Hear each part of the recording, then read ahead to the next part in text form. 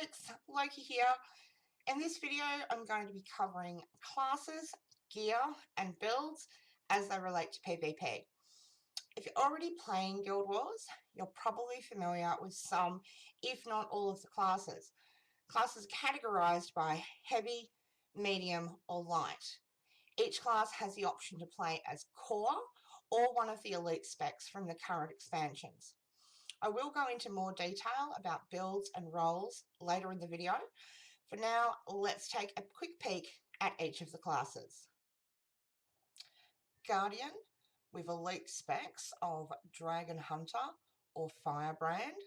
Warrior with elite specs of Berserker or Spellbreaker.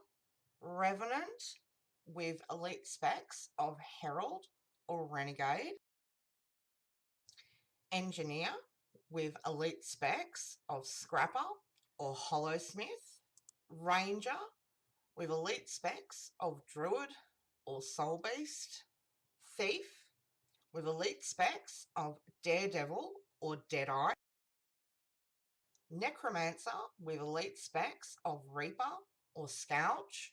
Mesmer with elite specs of Chronomancer or Mirage. Elementalist with elite specs of Tempest or Weaver. As mentioned in my previous video, your PvP build is totally separate to your PvE or World vs World build. All gear in PvP is normalized to level 80.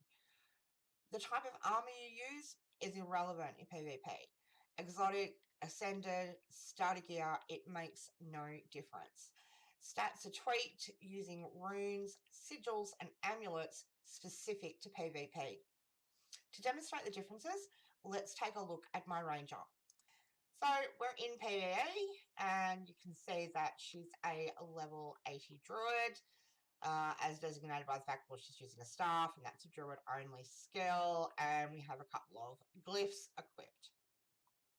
Her stats here are all obtained via ascended armor with the relevant runes and sigils in our weapons. We've got ascended weapons and we have ascended trinkets, and it's just your standard PvE build.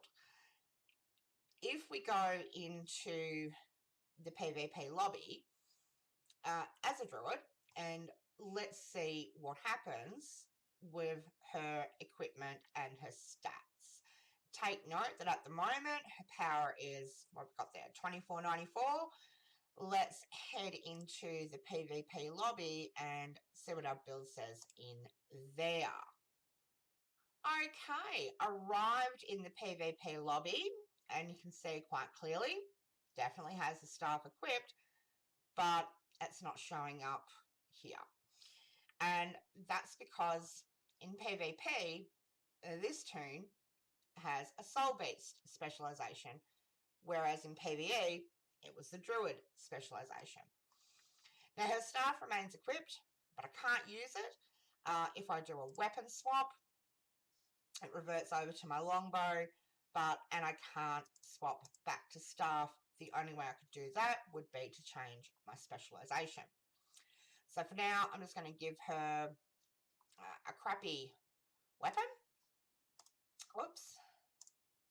And you can see, now remember in PvE, her power stat was just under 2500, and now we're in PvP, her stats have dropped to 2200. Okay, so you can already see there is a difference between your PvP build and your PvE build.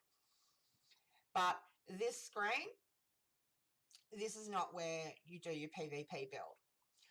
Oddly enough, your PvP build is accessed via this wonderful little button designated as PvP build. So if we click in there, and we can see we've got 3 sections here. 1 is your equipment, 2 is your specializations, and 3 is Miss Champions. As I've said from the outset, any videos I do on PvP is related to the Conquest mode. Miss Champions are something to do with Stronghold, and we don't need to worry about them. We're just going to be looking at equipment and specializations. Okay, so here, this is, you know, the heart and soul of your build. The armor you're wearing makes absolutely no difference because you're getting it all from these sigils, your rune, and amulet choice. To demonstrate how irrelevant your armor and other gear is, okay, so we can see we've got, you know, still got 2200. Let's take our armor off. We'll take all our armor off, and, you know, look, nothing happens. You check in her PvP, nothing happens. It's all still exactly the same. It's for this reason, you know, like you can play PvP from, you know, level 1. You could just never do PvE if you don't want to.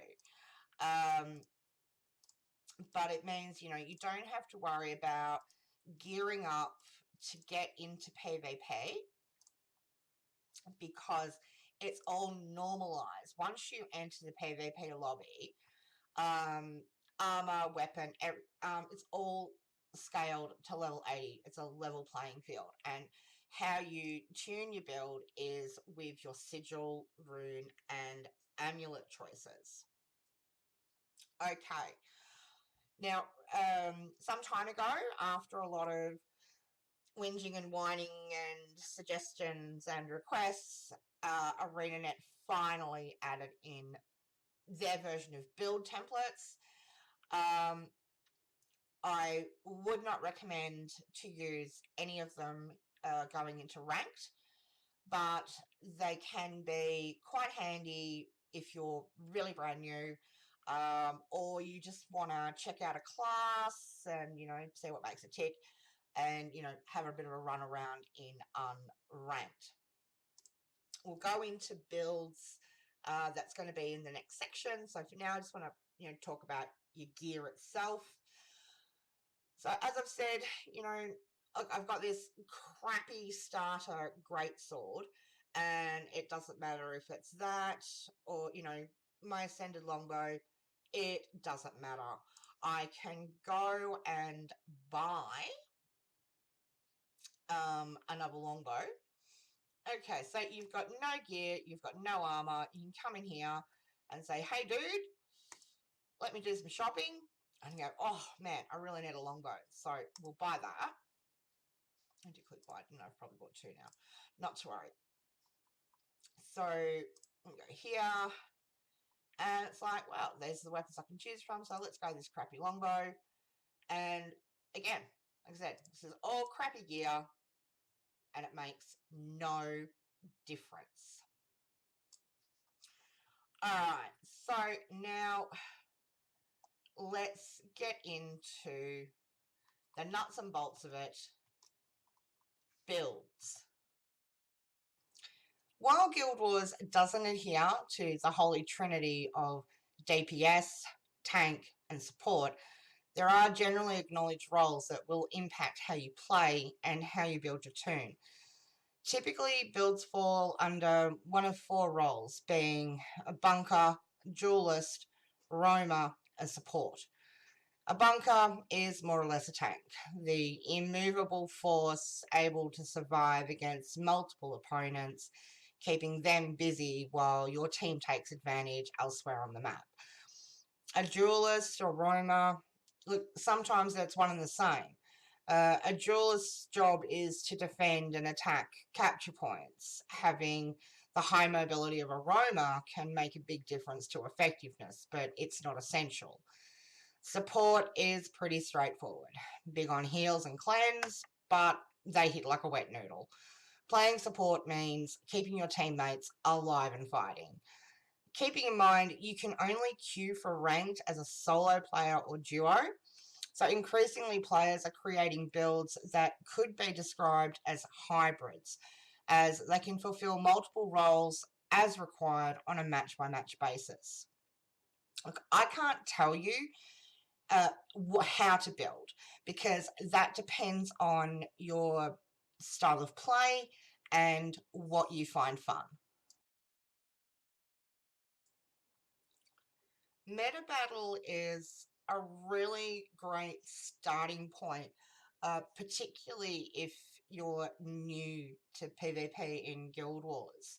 I'll leave a link in the description for you so you can go and visit and check it out yourself. Look, I like it just as I personally, like, I use it as a base or an idea for a build.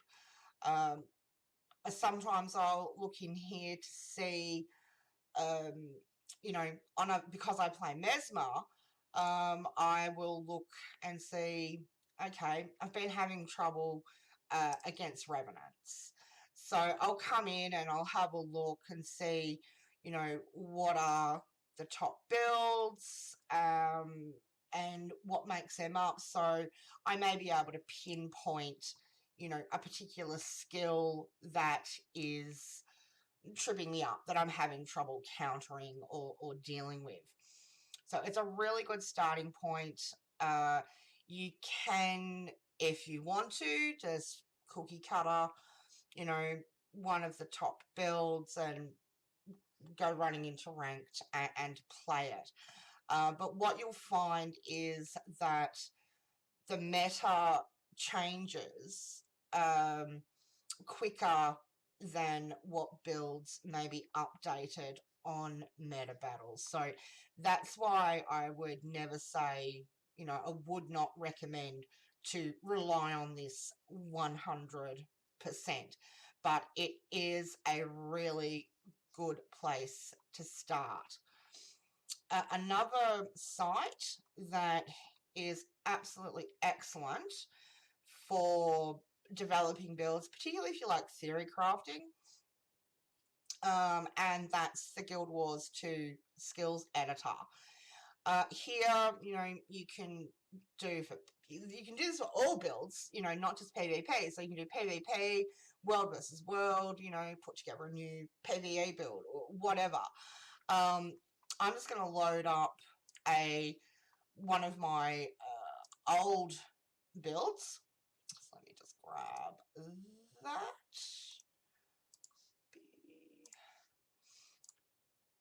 Okay, so now this is my old Boon Beast build. And so, you can save your builds. So you just grab a link, you can make changes in them. So and go, all right, so I want to change, at the moment, this build is based on Rune of Divinity and a Pally Amulet.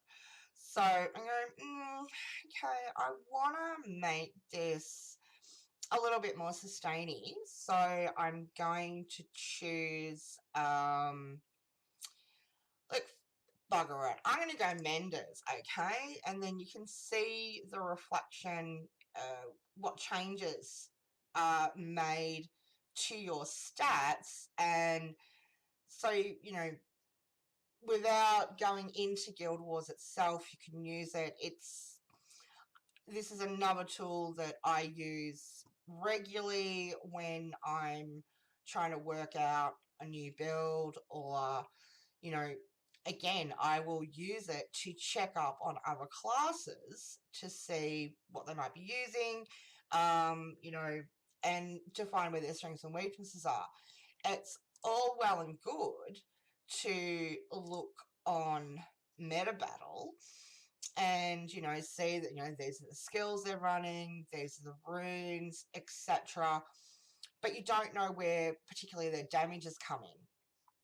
So you could plug that build in to the skills editor, and then you'll see, okay, like, it's really high on power. This thing's hitting like a Mack truck. I need to get out of the way. Or if you're looking at a Necro or a Mirage, you're going to see that it's really high on Condi, so you're probably going to need to add some cleanse to your own build. So, as I said, I'm not going to tell you how to build or what to build. You really do need to figure that out for yourself. But these are a couple of really awesome tools to use, and you know, they've helped me out immensely in the time that I've been playing PvP, and I still refer back to them when I need to.